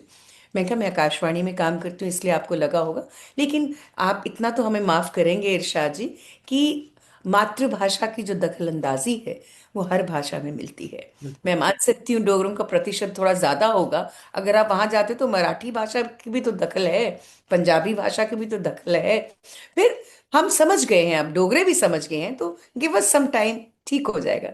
तो ही उन्होंने मेरी पीठ थपथपाई और कहने लगे, अगर ऐसे सिपाही होंगे तो ये सिपाही सिपा सलार बनने में देर नहीं लगाएगा।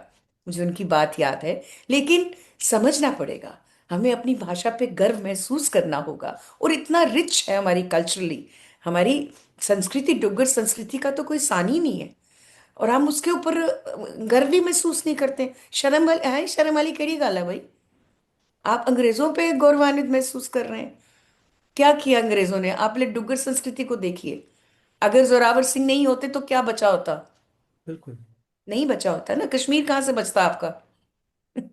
सो all these things put together get us to the point, जिंदगी में जो भी करना है, you have to give 100%, even more than 100% these days.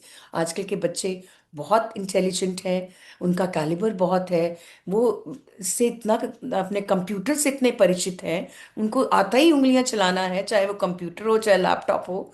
हम तो उस मामले में बहुत पीछे हैं। अभी भी मैंने इसको सेट करने के लिए अपनी बेटी की मदद ली। मैंने कहा, मैं कहीं रह ना जाऊं, तो मैंने उसको कहा, भाई यू असिस्ट मी। लेकिन आज के बच्चे तो बहुत ही किस्मत वाले हैं, they are very fortunate enough. But still, if you don't feel pride in your language, then that's a very very very sad state of affairs. But it's never too late in life, let's hope for the best. मुझे पक्का विश्वास है कि हमारे जीते जी ही डोगरी जो है उसको अपना स्थान जरूर मिलेगा। बिल्कुल। बिल्कुल मैम।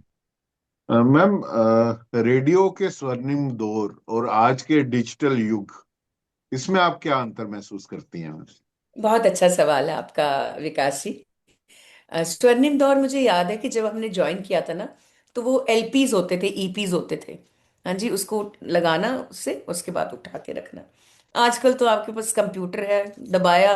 बट बिल्कुल सही कहा आपने, वो जो एक चाम था ना, जो एक एक कहते ना, एक बड़ी होती थी कि हाय, इसको अभी चलाना है, इस गीत को दोबारा। अच्छा, अगर उसको थोड़ा टाइम रह जाता था, 1 मिनट, उसको उठा के हमने पीछे कर देना। इतना इजी था, इसको भी इजी है, बट इतना अप्रोप्रिएट नहीं होता था जितना वो होता था। ये इतना अप्रोप्रिएट नहीं हो पाता है। लेकिन आप बिल्कुल सही कह रहे हो कि वो जो दौर था, पुराने लोग मेहनत भी बहुत करते थे, विकास जी। और वो जो स्टॉल वर्ड्स थे, महमूद अहमद जी और प्रद्युमन सिंह ने उसमें कहना, किशमी गलाया गए, वो बच्चा बच्चा राह चलते उसको रिपीट करता था। तो स्वर्णिम दौर तो था, जो सी परवाना एडिटिंग करते थे कोई नहीं कर सकता था, जो के दुग्गल ड्रामा बनाते थे कोई नहीं कर सकता।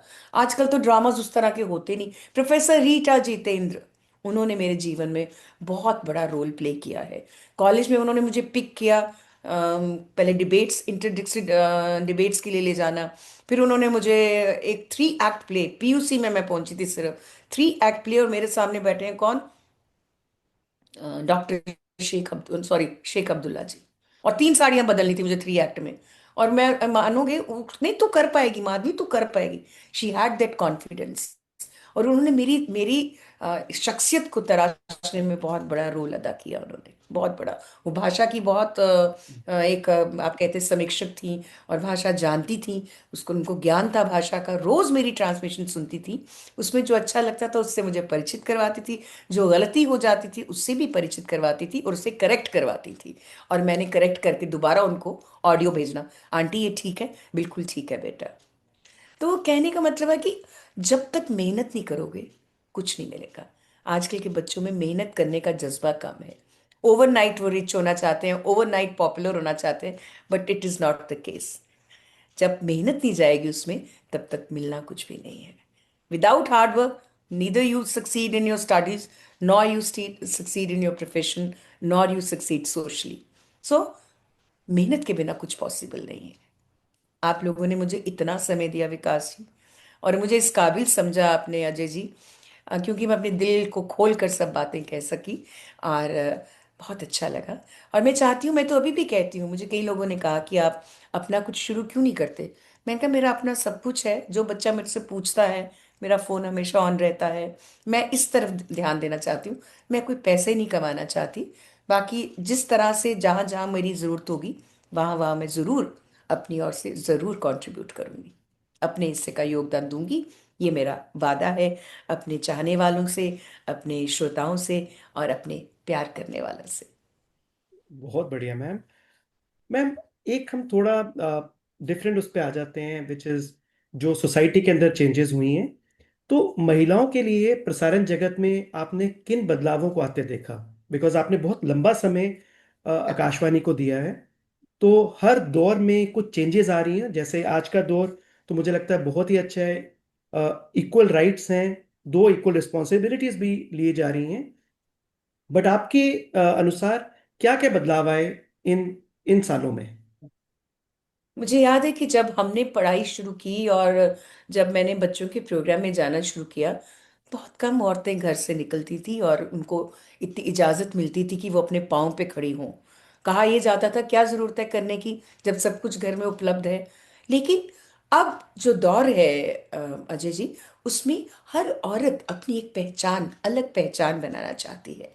वो अपने पाँव पे खड़ी होकर अपने एक कंस्ट्रक्टिव कंट्रीब्यूशन देना चाहती है समाज में।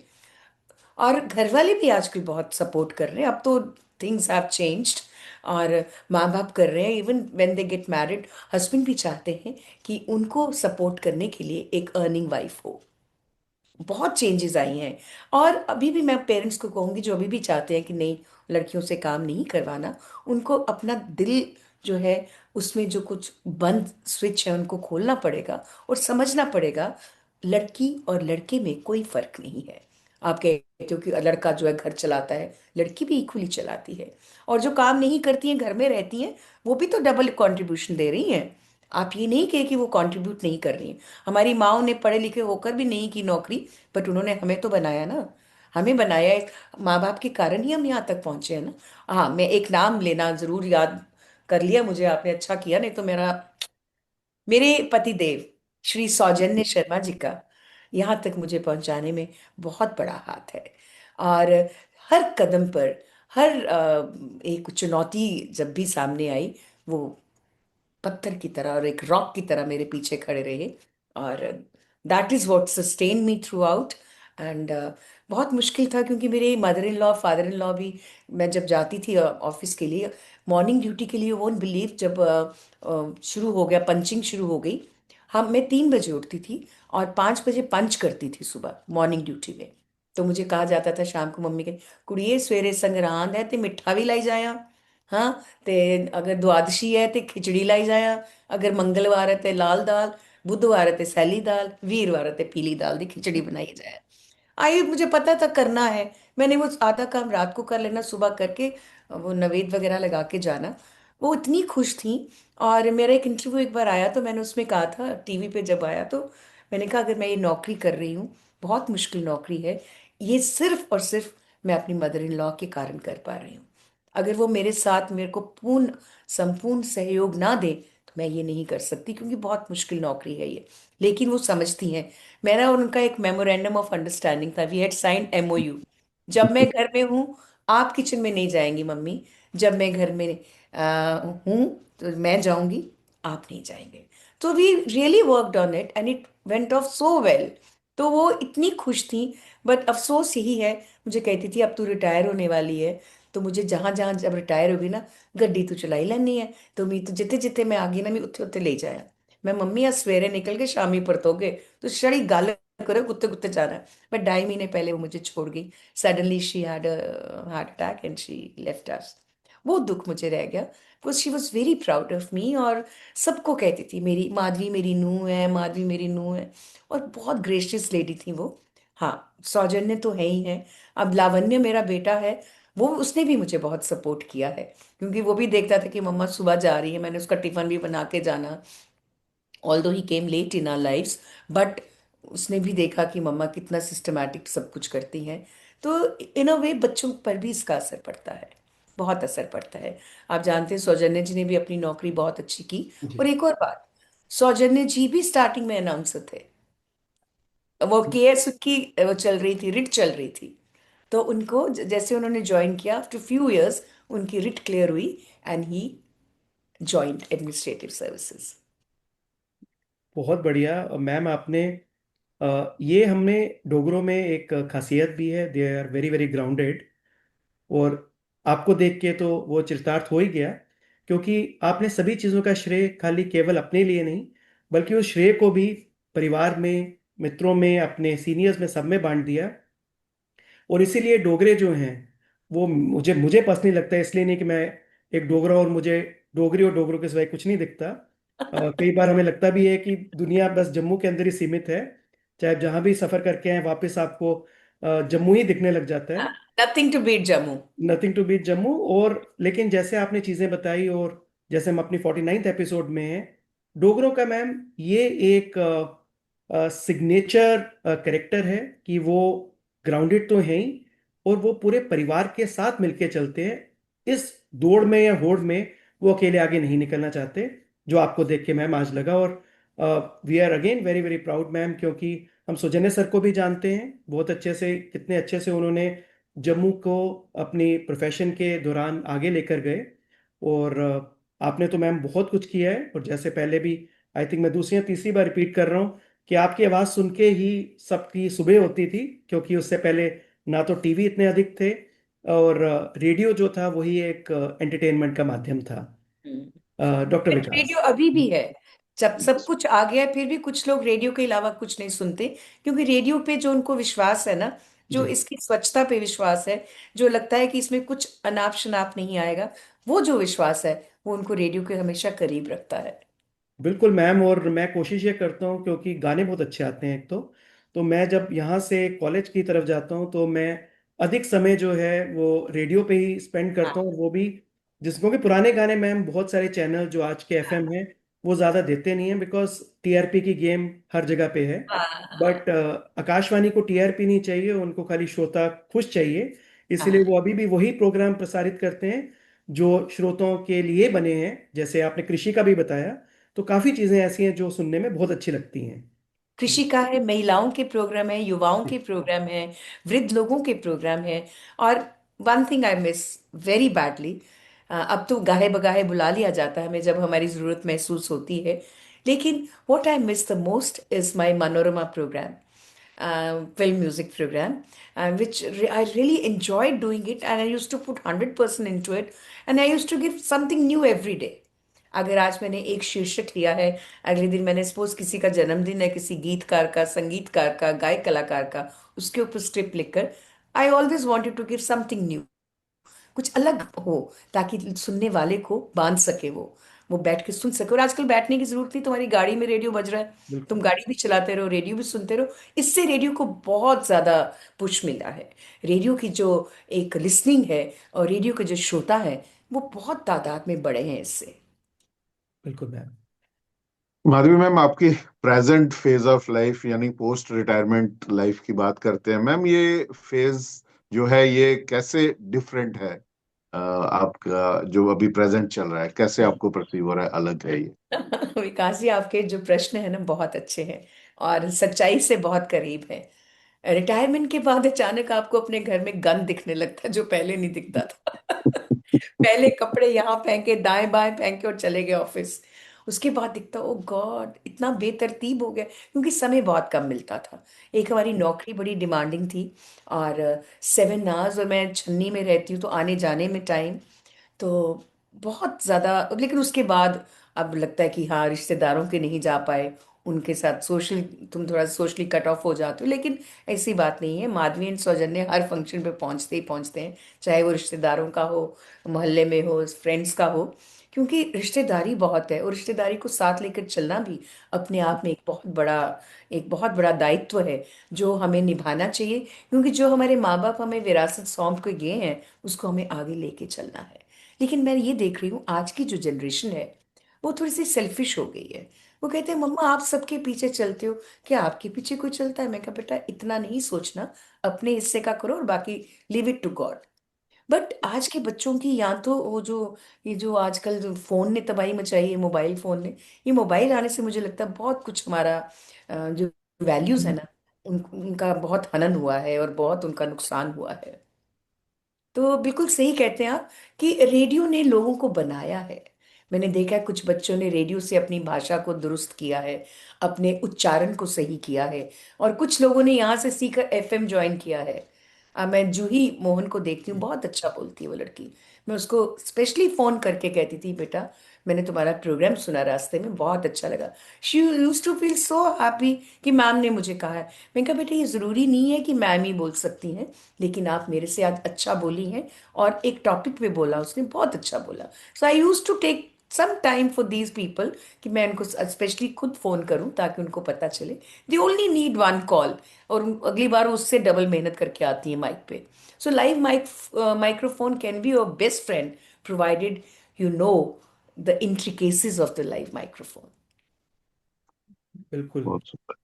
और मैम आपने जैसे बताया कि आप कोई फंक्शन मिस नहीं करती, और शायद डॉक्टर विकास को पता नहीं, क्योंकि मैं कंटिन्यूस ट्रेवल कर रहा था पिछले 10 दिन से। मैम को बहुत फॉलोअप करना पड़ा, लेकिन मैम ने एक चीज़ बोली कि अभी फैमिली में शादी है, वो मेरी प्रायोरिटी है। और जो मैम ने बोला उसमें पूरी सच्चाई है। और मैम ने आज श्रोताओं के समक्ष भी ये चीज़ ही रखी कि मैम पहले तो फंक्शंस थे, उसके बाद मैम फंक्शंस में ज़्यादा मैम ने टाइम लगाया, तो उसकी वजह से थोड़ा गला खराब हो गया। तो उन्होंने कहा कि मेरा प्रोफेशन ही यही रहा इतने सालों से, तो मैं अपनी आवाज जब तक ठीक नहीं होगी तब तक मैं आ नहीं सकती। और फाइनली आज हमारे लिए पूरी वो नहीं दिन पूरी आया। नहीं हुई है। आज वो दिन आया कि मैम ने समय निकाला हमारे लिए। मैम, अब हम अपने पॉडकास्ट के अंतिम चरण में हैं, और इसमें हमारे एक क्वेश्चन रहता है जो हमारे डोगरा बच्चे हैं, युवक है, युवतियां हैं, जो आकाशवाणी या उद्घोषक बनना चाहते हैं, चाहे प्राइवेट चैनल्स में या सरकार के अंदर। उनके लिए मैम आपका क्या संदेश रहेगा? इवन तो आपने बहुत संदेश दिए हैं, मैसेजेस आपके कंटिन्यूस रहे हैं इसमें, बट कोई हाँ, स्पेसिफिक संदेश उनके करियर के लिए? उन बच्चों के लिए जो चाहते हैं कि वो रेडियो को अपना प्रोफेशन बनाए, अपना व्यवसाय बनाए, उनको एक बात तो समझनी है कि it is not everybody's cup of T. अगर आपकी आवाज, आपकी भाषा, आपका उच्चारण, आपकी इनोटेशन, आपका स्ट्रेस, जहाँ स्पेसिफिक स्ट्रेस देना आपने, वो आप समझते हैं कि दुरुस्त है, और ये आपको कहा जाता है, आप अपने पिताजी से पूछ सकते हैं, अपने बुजुर्गों से पूछ सकते हैं, जो भाषा के जानकार हैं उनसे पूछ सकते हैं, तब आप जरूर ज्वाइन कीजिए। Everybody can not be a broadcaster. Broadcasting के लिए कुछ चीज़ों का होना बहुत ज़रूरी है, भाषा का ज्ञान होना बहुत ज़रूरी है, और आवाज़ का होना तो है ही है, प्राइमरी है वो। लेकिन उस भाषा को, आवाज़ को आपने कहाँ ऊंचा ले जाना है, कहाँ नीचे ले जाना है, उसकी समझ भी बहुत ज़रूरी है। और उसके लिए only a good listener can be a good broadcaster. जितना सुन सकते हो बच्चों उतना सुनिए। जब आपको मौका मिलता है रेडियो को सुनिए, भाषा को सुधारिए, इंट्रिकेसिस को समझिए, और फिर आप एक ब्रॉडकास्टर बन सकते हैं। ब्रॉडकास्टर सिर्फ एक रेडियो में नहीं जाने का नाम है। आप किसी भी जगह कोई प्रोग्राम एंकर करते हो, you are a broadcaster. you are broadcasting to the people whatever is given to you in hand. सो अगर आप कोई मंच लेना चाहते हैं, कहीं पे आप बोलना चाहते हैं, कहीं पे प्रोग्राम्स करना चाहते हैं, आजकल तो sky is the limit, FM में भी जाना चाहते हो, तो वो भी तो ब्रॉडकास्टिंग है। लेकिन उसके लिए भाषा का ज्ञान, हिंदी को कम मत समझिए, डोगरी को कम मत समझिए, इंग्लिश भी बहुत ज़रूरी है। उसके बिना हमारा गुजारा भी नहीं है, क्योंकि आज की जनरेशन अंग्रेज़ ज़्यादा और हिंदुस्तानी कम है। लेकिन हम अपनी भाषा से अगर प्यार करेंगे, तभी हम अंग्रेजी के साथ भी न्याय कर पाएंगे। अगर हम अपनी भाषा से प्यार नहीं करते हैं, उसको उसकी जो जगह है, वो उसका स्थान जो है वो उसे नहीं दिलवाते हैं, तो हम कभी किसी और भाषा की ओर नहीं जा सकते, उसके साथ जस्टिस नहीं कर सकते। तो आप पहले डोगरी समझिए।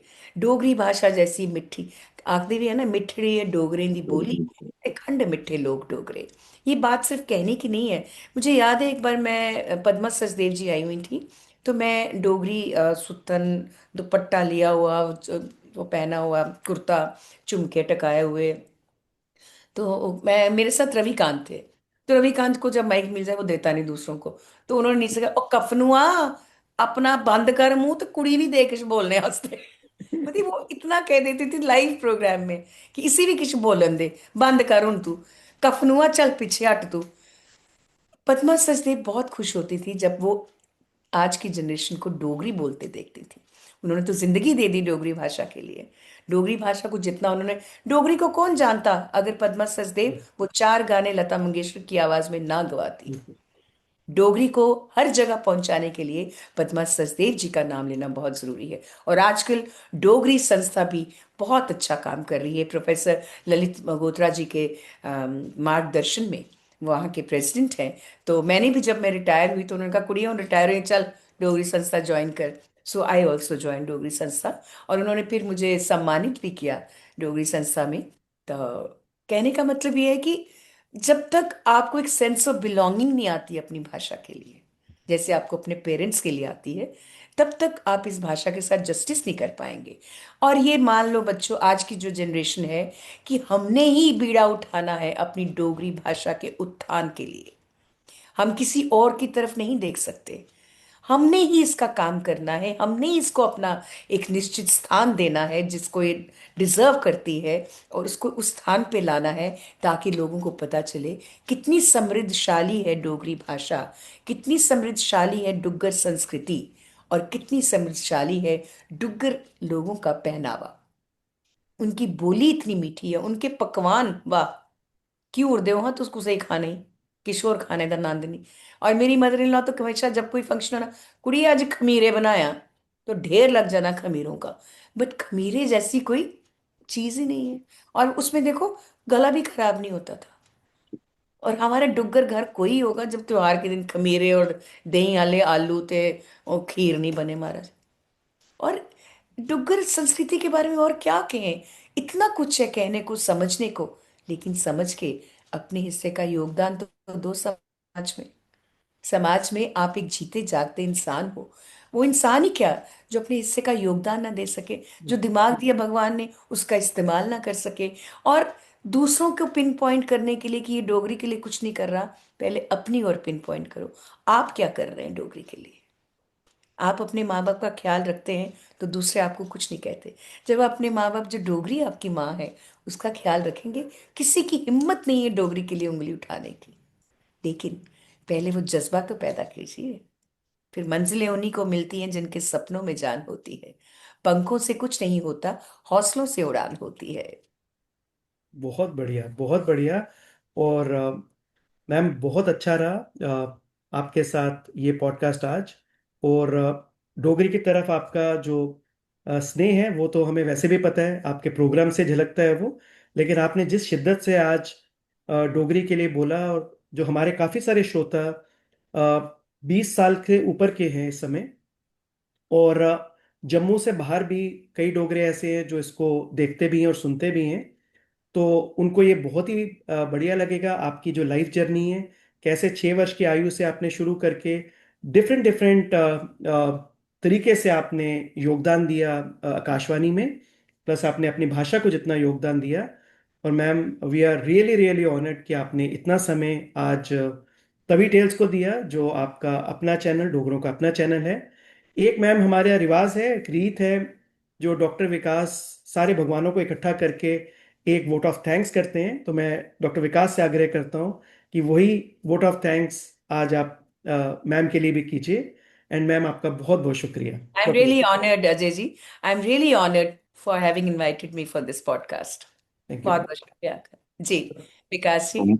माधवी शर्मा मैम, ये हमारा लास्ट रिचुअल होता है तभी टेल्स का। जी तो मैम, आपका बहुत बहुत धन्यवाद। आपने जिस फ्री फ्लो से अपनी लाइफ जर्नी को शेयर किया, और यही हमारे प्लेटफॉर्म की एक खासियत भी समझ की, क्योंकि ये आज आपको समर्पित एपिसोड है। आपकी लाइफ को हमने दर्शकों के सामने लाना था, और बहुत बहुत सुंदर तरीके से आपने वो खुद वो लाया। तो मैम, बहुत लर्निंग्स है मैम आपकी लाइफ से। एक तो कि जहाँ पैशन है, हाँ मैं जो जो सीखा कि जैसे आपके फादर का में भी रुझान था कि आप एडमिनिस्ट्रेशन में जाते, हाँ एडमिनिस्ट्रेटिव ऑफिसर बनते, तो वो तो चलो आपके हस्बैंड उसमें चले गए जी जी तो बिल्कुल इनडायरेक्टली उनका ड्रीम पूरा हुआ, लेकिन जी आपके पैशन को उन्होंने रिस्पेक्ट किया, आपका जहाँ पे रुझान था उसको सपोर्ट किया। एक लर्निंग तो ये है माँ बाप एज पेरेंट्स, हम सब के लिए, जी कि जहाँ बच्चों का पैशन है वहाँ उनको सपोर्ट करिए। जी और जिस तरीके से आपने अपने पैशन को परस्यू भी किया राइट फ्रॉम योर चाइल्डहुड, और आपने उस सब का श्रेय आपने हर टीचर को, हर उसको, अपने सहकर्मी को, हर कुलीग को दिया जहां से आपने वो चीज सीखी है। तो मैम, ये भी एक सबके बस की बात नहीं होती, जो कहीं पहुंच जाते हैं तो वो बोलते हैं कि हमारी अचीवमेंट है। तो मैम, ये बहुत ही हमें अच्छा लगा। और मैम, जो सबसे इम्पोर्टेंट लेसन जो मैंने और अजय जी ने आज लर्न किया, एक भाषा की जो सेंटिटी होती है मैम, एक रिस्पेक्ट, ये जो है ना प्योर फॉर्म में बोलना, मुझे बहुत अच्छा लगा कि जैसे हम डोगरी, हिंदी, अंग्रेजी मिक्स करके चलता है। भाषा बोलना एक, मुझे लगता है बहुत ही सीरियस, आज मुझे पूरे एपिसोड में यही आपके वहां से यही सीखने को मिला कि एक बहुत सीरियस अफेयर है ये। जी ऐसे कैजुअली नहीं है कि कुछ भी बोल दो। हम किस तरीके से बोलते हैं, आप कितने प्यार से, किस तरीके से, आपकी आवाज से ही लोग आपको पहचानते हैं, आवाज ही आपकी पहचान है। तो वो इसलिए है क्योंकि आपने एक साधना की है, आपने इस भाषा की प्यूरिफिकेशन को के लिए मेहनत की, और उसको प्यूरिफाई करके जिस फॉर्म में होना चाहिए, जिस तरीके से होना चाहिए, उस पे काम किया है। पूरी लाइफ आपने अपनी समर्पित की। तो हम लोगों को भी सीखने की बात है कि अगर हमने हिंदी बोलनी है तो हमने बेस्ट हिंदी बोलनी है, उसमें कोई डोगरी नहीं आएगी, कोई अंग्रेजी नहीं आएगी। बिल्कुल जब सही हमने डोगरी बोलनी है तो फिर ऐसे ख्याल करिए डोगरी बोलनी है, फिर बिल्कुल उसकी जी, ना रजिए पंजाबी रजिए आनी तो ना बोलिए हिंदी आनी, तो अंग्रेजी आएगी तो अंग्रेजी। मैम, ये बहुत ही एक इम्पॉर्टेंट लेसन। और कहीं जैसे भी हम भी एक किस्म से एक ब्रॉडकास्टिंग से जुड़ गए हैं, हमारे, मैं और अजय जी, एक एफर्ट था मैम, हमारा एफर्ट इट्स अ ये था। Human effort, it's a great effort. बिल्कुल मैम, हमारा थिंकिंग ये थी कि हमेशा ये बोला जाता है कि एक डोगरा दूसरे डोगरे को गिराता है। तो मैंने और अजय जी ने बैठ के यही एक दिन सोचा कि क्या हम वो चीज करें कि हम अपने यहाँ से उठाना शुरू करें सबको, बिल्कुल सही कि एक डोगरा देखिए तभी टेल्स, और देखिए कैसे एक डोगरा दूसरे डोगरे को उठाता है। तो ये हम एक चेन बना रहे हैं एक। और डोगरी में इसलिए नहीं है क्योंकि हमारे ऑडियंस जो हैं, हम चाहते हैं कि हमारी जो डुग्गर जेम्स हैं और जो डोगरा रत्न है, उनके बारे में पूरी दुनिया जाने। जो डोगरी नहीं भी बोलना और समझते हैं, उनके तक ये बात पहुंचे। तो इसलिए हमने अपनी लैंग्वेज को एक फ्लेक्सिबल रखा है, इसलिए इस प्लेटफॉर्म की लैंग्वेज को हमने, लेकिन कोई यूएस में भी बैठा हुआ, या दिल्ली में बैठा हुआ, चेन्नई में बैठा हुआ कोई बैठे, ये जाने की जम्मू में माधवी शर्मा जी की क्या कंट्रीब्यूशन रही है। तो ये हमारा एक एम था। तो मैम, हमें बहुत ही एक आनंद महसूस हुआ, और हमारा प्लेटफॉर्म गौरवान्वित हुआ है आपकी मधुर आवाज से। और मैं माता वैष्णो देवी और बावे वाली माता से प्रार्थना करूंगा कि माता रानी आपको बहुत अच्छा स्वास्थ्य दे, आपकी जो पोस्ट रिटायरमेंट लाइफ है उसमें आप और मैम बढ़ चढ़ के कंट्रीब्यूट करें, जो भी आपका मिशन विजन, जो भी आप हम डोगरों के लिए जम्मू के लिए देखती हैं, उसको आप अचीव करें। और इसी तरह आप हमें गाइड करें और हमें इंस्पायर करती रहें। और ऐसे ही आने वाली जनरेशन को जैसे आप उनको गाइड भी करती हैं, उनको मेंटर भी कर रही हैं, और जैसे जूही जी की एग्जांपल ली, उनको उनके साथ भी हमने एक एपिसोड किया।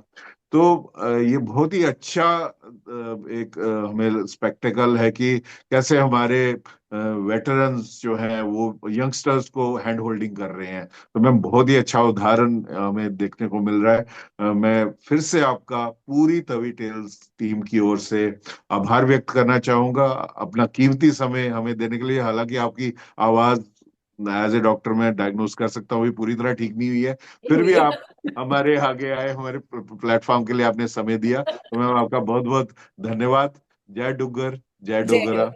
जय हिंद, जय बहुत बहुत माता। शुक्रिया, बहुत बहुत शुक्रिया आपका। Thank you so much sir.